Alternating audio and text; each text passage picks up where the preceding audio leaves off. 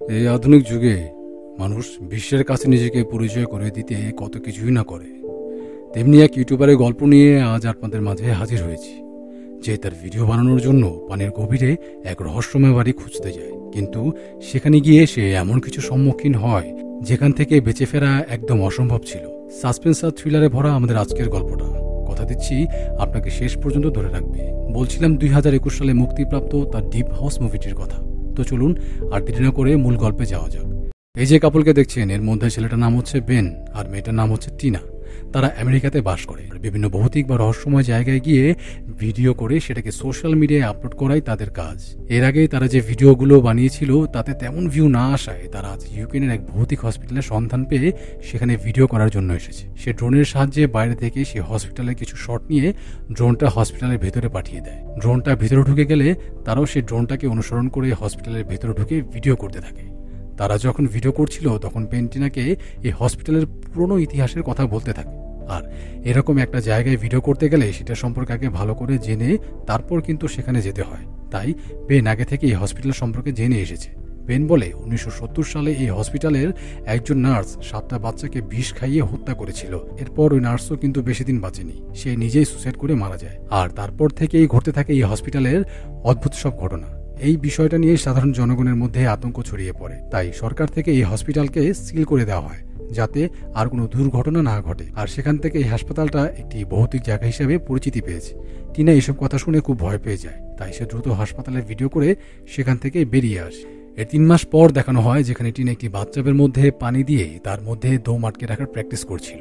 সেই কাজটা কেন করছিল দেখতে থাকুন, একটু পরে জানতে পারবেন। সে পানি থেকে উঠে তার হাত ঘড়িটা টাইম দেখে বুঝতে পারে সে সর্বোচ্চ 1 মিনিট 22 সেকেন্ড পর্যন্ত দম আটকে রাখতে পারবে, কিন্তু সে এর থেকেও বেশি সময় আশা করেছিল। তাই এটা নিয়ে টিনা খুব চিন্তায় পড়ে যায়। কিছুক্ষণ পর সে গোসল শেষ করে ড্রেস চেঞ্জ করে বাইরে বের হয়ে এসে দেখে বেন তার জন্য গাড়ি নিয়ে অপেক্ষা করছে। বেন তখন টিনাকে জিজ্ঞেস করে, তুমি কতক্ষণ ধরে নিঃশ্বাস আটকে রাখতে পারো? বেনের কথা শুনে টিনা বলে 3 মিনিট, যেটা একদমই মিথ্যা ছিল। আমরা একটু আগেই দেখেছি টিনা 1.5 মিনিটও পানির নিচে থাকতে পারে না। এরপর তারা দুজনে একটি লেকের উদ্দেশ্যে বেরিয়ে পড়ে। আসলে তারা জানতে পেরেছিল অনেক বছর আগে বন্যার কবলে পড়ে ফ্রান্সের পশ্চিম অঞ্চলের পুরো একটি গ্রাম পানির নিচে তলিয়ে গিয়েছিল। তাই তারা সিদ্ধান্ত নেয় এটা নিয়ে তার একটি ভিডিও করবে। এজন্য তারা পানির নিচে দম আটকে রাখার প্র্যাকটিস করছিল। তো যাই হোক, কিছুক্ষণ পর বেন আর টিনা সেই জায়গায় পৌঁছে যায়, কিন্তু সেখানে গিয়ে বেন হতাশ হয়ে পড়ে। কারণ বেন ভেবেছিল জায়গাটা অনেক নির্জন আর শুনশান হবে, কিন্তু এখানে এসে তারা দেখতে পায় এখানে অনেক পর্যটকের ভিড়। এত বেশি পর্যটক ছিল যে তাদের মধ্যে ভিডিও বানানো অসম্ভব ছিল। বেন হতাশ হলেও টিনা কিন্তু অনেক খুশি হয়ে যায়, কারণ তাকে আর পানির নিচে যেতে হবে না। বেন মন খারাপ করে সেখানে একটি টেবিলের মধ্যে বসে আর টিনাকে বলে এখানে কোনোভাবে ভিডিও বানানো সম্ভব নয়, আমাদেরকে নির্জন একটি জায়গা খুঁজে বের করতে হবে। তাছাড়া আমাদের আগের হসপিটালের ভিডিওতে মাত্র 50,000 ভিউ হয়েছে, তাই এবার আমাদের এমন ভিডিও বানাতে হবে যেখানে মিলিয়ন ভিউ আসবে। টিনা বেনের মন খারাপ দেখে বলে, চিন্তা করো না, নিশ্চয়ই একটি ব্যবস্থা হয়ে যাবে। আমরা যেহেতু এখানে চলে এসেছি আর আজ আমরা ভিডিও বানানো হচ্ছে না, তাই সাধারণ পর্যটকের মতো এনজয় করে আজকের দিনটা কাটিয়ে দিই। বেনের ইচ্ছা না থাকা সত্ত্বেও টিনার কথায় রাজি হয়ে যায়। তাই সে ড্রিঙ্কস কেনার জন্য পাশের একটি ভ্যানগাড়ির দোকানে চলে আসে। আর এখানেই পিয়ারা নামের একজন স্থানীয় মধ্যবয়স্ক লোকের সঙ্গে তার পরিচয় হয়। তার সঙ্গে কিছুক্ষণ কথা বলে টিনার কাছে সে ফিরে আসে আর তাকে বলে সে পিয়ারা নামের একটি লোকের কাছ থেকে এখানে এমন একটা জায়গার সন্ধান পেয়েছে যেটা সে খুঁজছিল। সেই জায়গাটা এই লেকের পশ্চিম পাশে, আর এই জায়গাটার সম্পর্কেও তেমন একটা কেউ জানে না। সেখানে পানির নিচে একটি বাড়ি আছে, পিয়ারাকে সামান্য কিছু টাকা দিলে সে আমাদেরকে ওখানে নিয়ে যাবে। বেনের কথা শুনে টিনা প্রথমে কিছুটা আপত্তি জানায়, কিন্তু বেনের জোরাজুরিতে সে রাজি হয়ে যায়। এরপর তারা পিয়ারাকে নিয়ে সেই জায়গার উদ্দেশ্যে বেরিয়ে পড়ে।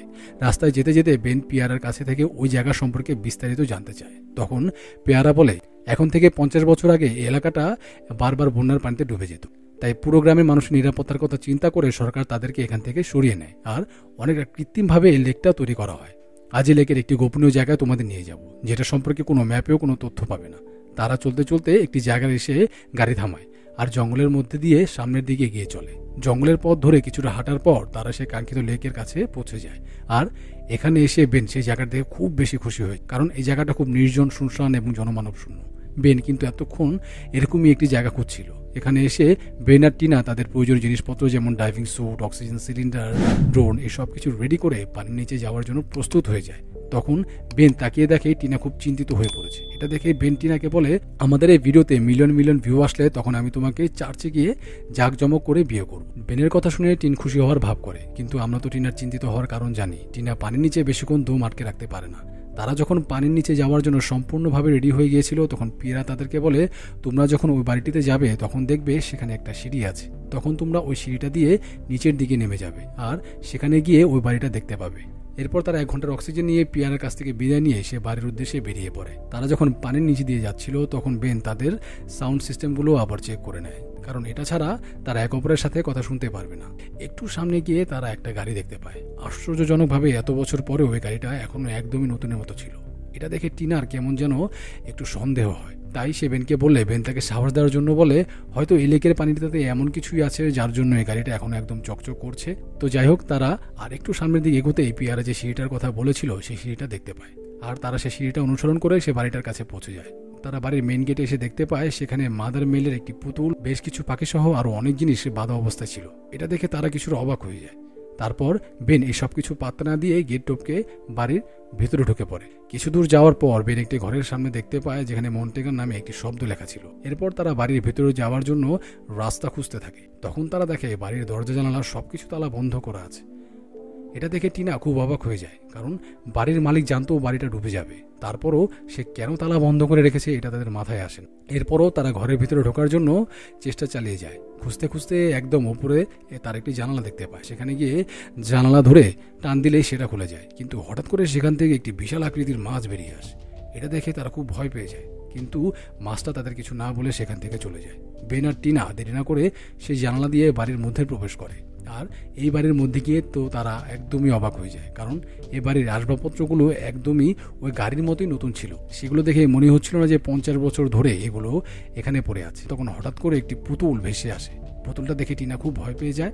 বেন পুতুলটাকে সরিয়ে টিনাকে শান্ত হতে বলে সামনের দিকে এগিয়ে যায়। তারা আরেকটা রুমে গিয়ে দেখতে পায় সেখানে দেয়ালে বিভিন্ন প্রাণীর কাটা মাথা ঝুলানো আছে। বেন তখন টিনাকে বলে, এই বাড়ির মালিকের হয়তো শিকার করার খুব শখ ছিল। এরপর তারা আরও একটা রুমে চলে আসে আর সেখানে এসে তারা একটি ফ্যামিলি ফটো দেখতে পায়। এই ফটোর নিচে লেখা ছিল মন্টেনেক। এটা দেখে বেন টিনাকে বলে, হয়তো এই বাড়ির মালিকের নাম মন্টেনেক। এরপর তারা ওখান থেকে অন্য একটা রুমে চলে যায়। এই রুমে অনেকগুলো পুতুল রাখা ছিল। তারা খেয়াল করে দেখে এখানে শুধু পুতুল না, অনেকগুলো বাচ্চার ছবিও আছে। তারা যখন এসব দেখছিল তখন বেন খেয়াল করে দরজার আড়ালে একটি ছায়া মূর্তি। এটা দেখে সে খুব ভয় পেয়ে যায়। তারপরও সে সাহস নিয়ে পর্দাটা সরিয়ে ফেলে, কিন্তু আশ্চর্যজনকভাবে সেখানে তারা কিছুই দেখতে পায় না।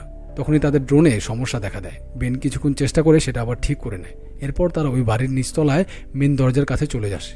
সেখানে এসে তারা মেন দরজায় কিছু মানুষের নখের আঁচড় দেখতে পায়, যেটা দেখে মনে হচ্ছিল হয়তো এখান থেকে মুক্ত হওয়ার জন্য কেউ আপ্রাণ চেষ্টা করে গেছে। তারা হঠাৎ পাশের রুম থেকে পিয়ানো বাজানোর শব্দ শুনতে পায়। এটা শুনে বেন ভাবে হয়তো তাদের মতো অন্য কোনো ইউটিউবার এখানে এসেছে আর তারাই হয়তো পিয়ানো বাজাচ্ছে। এটা দেখার জন্য বেন আর টিনা পাশের রুমে চলে যায়, কিন্তু সেখানে তারা কাউকেই দেখতে পায় না। তাছাড়া তারা যে পিয়ানো বাজানোর শব্দ শুনতে পেয়েছিল সেখানে এসে তারা দেখতে পায় এই পিয়ানো সম্পূর্ণ নষ্ট, তাই এটা বাজানোর কোনো প্রশ্নই ওঠে না। টিনা খুব ভয় পেয়ে বেনকে বলে, এই বাড়িটা আসলে একটি ভূতের বাড়ি। এই কথা শুনে বেন টিনাকে সাহস দিয়ে বলে, আসলে ভূত বলে কিছু নেই, আর যদি থেকেই থাকে সেটা আমাদের জন্য অনেক ভালো, কারণ আমি আশা করি আমাদের এই ভিডিওতে মিলিয়ন মিলিয়ন ভিউজ আসবে। এসব কথা বলতে বলতে তারা আরও একটা রুমে ঢুকে পড়ে আর এখানে এসে তারা দেখতে পায় সেখানকার দেওয়ালে অনেকগুলো বাচ্চার নিখোঁজ হওয়ার পেপার কাটিং আর বিভিন্ন পোস্টার ঝুলানো। এটা দেখে তারা কিছুই বুঝতে পারে না। এরপর তারা রান্নাঘরে আসে আর সেখানে একটি দরজার সাথে যীশু খ্রিস্টের মূর্তি লাগানো।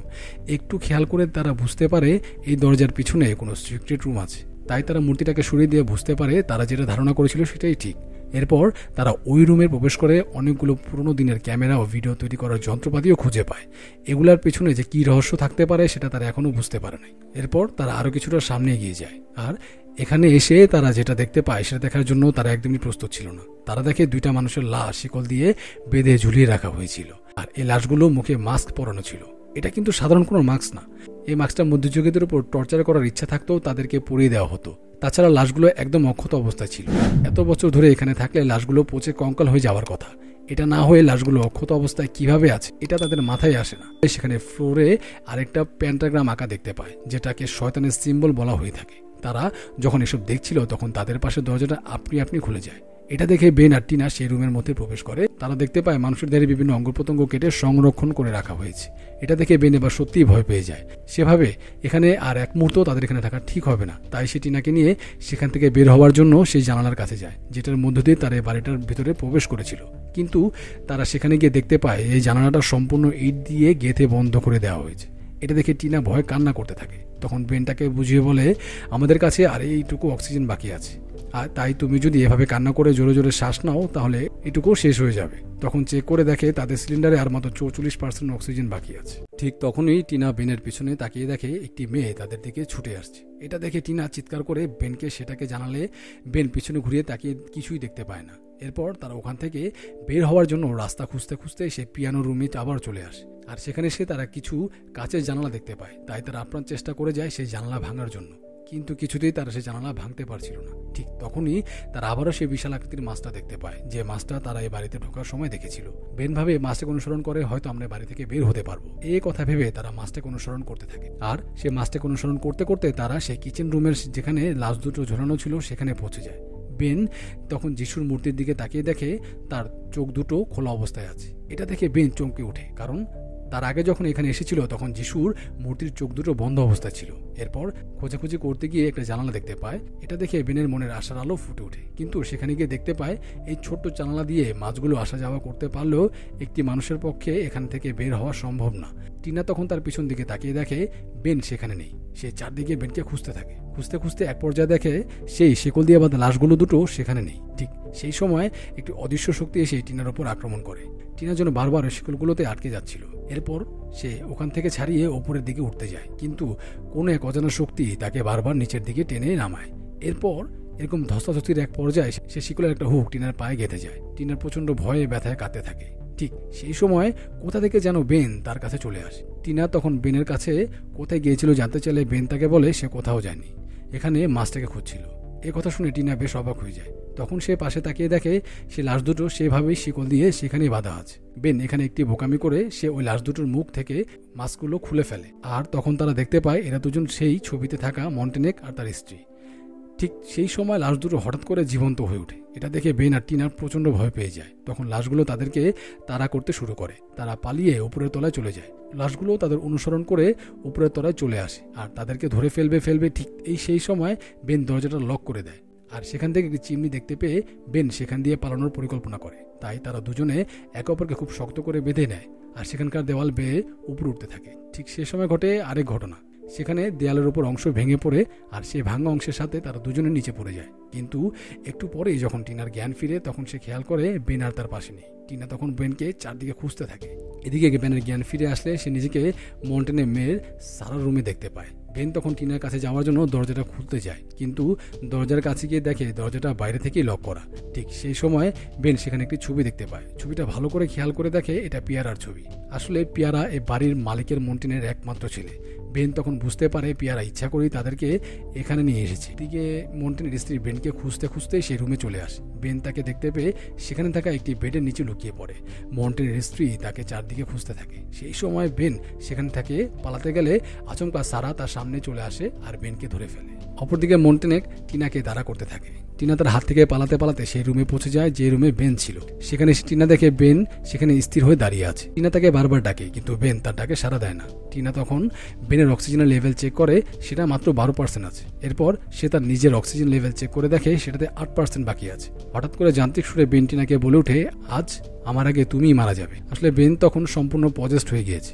তখন টিনা বুঝতে পারে তার স্যুটের ভিতর দিয়ে কিছু একটা ঢুকেছে। আসলে সেটা একটা ছোট সাপ ছিল। টিনা যখন এটা দেখতে পায় তখন সে ভয়ে চিৎকার করতে থাকে। বেন তখন টিনাকে সে সাপটা গিলে খেতে বললে টিনা সে সাপটাকে বের করার জন্য দ্রুত তার হেলমেট খুলে ফেলে, কিন্তু হেলমেটটা খুলে সে দেখতে পায় সেখানে কোনো সাপই নেই। এরপর বেন টিনাকে আরেকটা রুমে নিয়ে আসে। তখন বেন বলে, তুমি ভয় পেও না, আমরা এখন থেকে এখানেই থাকবো। তখনই সেখানে বড় পর্দায় একটি ভিডিও চলতে শুরু করে। সেখানে দেখা যায় মন্টেনেক আর তার ছেলে পিয়ারা একটি লোকের শরীরে বিভিন্ন অঙ্গ প্রত্যঙ্গ কেটে তাকে টর্চার করছিল। এটা থেকে বেন টিনাকে বলে মন্টেনেক আর তার ছেলে গ্রাম থেকে বাচ্চাদের তুলে নিয়ে আসতো আর সে বাচ্চাদের শয়তানের কাছে বলে দিত। কথায় আছে চোরের 10 দিন আর গৃহস্থের 1 দিন। ওদের সাথেও এমনটি হয়। মন্টেনেগের এরকম করতে করতে গ্রামবাসীর কাছে ধরা খেয়ে যায়, কিন্তু গ্রামবাসী সারাকে একটু রুমের ভেতরে নিয়ে মেরে ফেলে আর পিয়ারা কোনো রকমে সেখান থেকে পালিয়ে যায়। এরপর মন্টেনেগ আর তার স্ত্রীকে সে মুখোশটা পরে শিকল দিয়ে বেঁধে তাদেরকেও হত্যা করা হয়। আর ঠিক সেই মুহূর্তে পর্দা ছিঁড়ে সারা বের হয়ে আসে। সে বেনের পাশে গিয়ে দাঁড়ায়। তখন বেন টিনাকে তাদের সঙ্গে চলে আসতে বলে, কিন্তু টিনা তার কথা না শুনে পর্দার ফাঁক দিয়ে ওখান থেকে চলে আসে। এভাবে যেতে যেতে সে বিশাল একটা সুড়ঙ্গ পায়। টিনা তখন খেয়াল করে তার অক্সিজেন লেভেল মাত্র 2% নেমে এসেছে। বেন তখন টিনাকে ধরে ফেলে, একটি ছুরি দিয়ে টিনাকে হত্যা করতে যাবে এমন সময় টিনা তার ছুরিটা বের করে বেনের কাঁধে বসিয়ে দেয়। আর বেন সাথে সাথে পজেস থেকে মুক্ত হয়ে তার হুঁশ ফিরে আসে, কিন্তু সারা এসে তখন বেনকে মেরে ফেলে। এরপরে মন্টেনেগ, তার স্ত্রী আর সারা 3 জন মিলে টিনাকে ঘিরে ধরে। টিনার অক্সিজেন সিলিন্ডার তখন শূন্যের ঘরে, তার হাতে আর 1 ফোঁটাও সময় নেই। তাই টিনা তার নিজের পরা সব ইকুইপমেন্ট খুলে তাকে মুক্ত করে। এমন সময় টিনা সুড়ঙ্গের উপর দিকে তাকালে একটি রাস্তা দেখতে পায়। ওই রাস্তা দিয়ে সে কোনোভাবে ওখান থেকে বের হয়ে আসে আর দ্রুত উপরের দিকে উঠে আসতে থাকে। কিন্তু আপনারা তো জানেন টিনা বেশিক্ষণ শ্বাস আটকে রাখতে পারতো না, তাই শেষ পর্যন্ত টিনাও ওখানেই মৃত্যুবরণ করে। এরপর দেখা যায় পিয়ারা আবারও 2 জন মেয়েকে নিয়ে এসেছে। এদের সঙ্গে যে কী ঘটতে চলেছে সেটা তো আমরা জানি। আর এরকম একটা মুহূর্তের মধ্য দিয়ে আমার এই গল্পটা এখানে শেষ হয়ে যায়। তো আমার আজকের গল্পটা আপনাদের কাছে কেমন লেগেছে তা অবশ্যই আমাকে কমেন্টে জানাতে ভুলবেন না। আর এরকম নিত্য নতুন গল্প পেতেই আমার চ্যানেলটা সাবস্ক্রাইব করে না থাকলে অবশ্যই সাবস্ক্রাইব করবেন। আজ এ পর্যন্তই, ফিরে আসবো আপনাদের মাঝে আবার নতুন কোনো গল্প নিয়ে। সে পর্যন্ত সবাই ভালো থাকবেন। ধন্যবাদ। আল্লাহ হাফেজ। আসসালামু আলাইকুম।